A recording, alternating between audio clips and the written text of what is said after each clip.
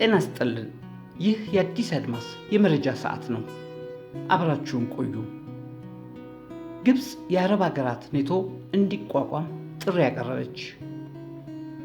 የአረብ ሀገራት መሪዎች በኳታር ዋና ከተማ ዶሃ በተካሄደ አስቸኳይ ስብሰባ በእስራኤል ላይ ቁርጠኛና የተባበረ ምላሽ ለመስጠት የተስማሙ ሲሆን የአረቡን ዓለም ደህንነት ለመጠበቅ ጥምር የጸጥታ ኃይል እንዲቋቋም ጥሪ ቀርበዋል።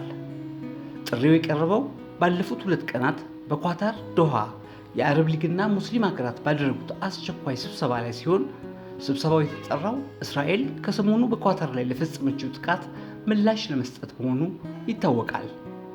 በዚህ መሰረት ጉባኤው በእስራኤል ላይ የተለየ እርምጃ እንዲወሰድ የሚጠይቅ ውሳኔ ያሳለፈ ሲሆን የእስራኤል ቸልተኛ ድርጊቶች በክልሉ ሰላምና መረጋጋት ላይ ከባድ ስጋት መፍጠሩን አገራቱ መግለጻቸው ተዘግበዋል።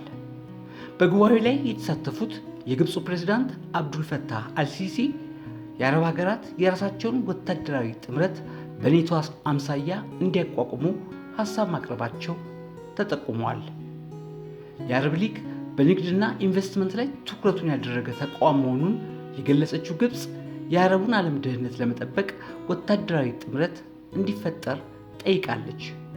ግብፅ የሚቋቋመው የጸጥታ ኃይል የኔቶ አይነት ቅርጽ ሊኖረው እንደሚችል ምክረ ሀሳብ አቅርባለች ነው የተባለው። ፕሬዚዳንት አልሲሲ ባቀረቡት ምክረ ሀሳብ 22 የአረብ ሀገራት የጥምረቱ አባል እንዲሆኑ ያቀዱ ሲሆን ግብፅ ለጥምረቱ 20 ሺህ ወታደሮችን ለማዋጣት ፈቃደኛ መሆኗ ተጠቁሟል። ባለፈው ሳምንት እስራኤል በኳታር መዲና ዶሃ የሐማስ መሪዎችን ኢላማ ያደረገ የአየር ላይ ጥቃት መፈጸሟ የአረብ ሀገራትን ያስቆጣ ሲሆን ከባድ የደህንነት ስጋትም ፈጥሯል ተብሏል። አዲስ አድማስ የእርሶና የቤተሰቦ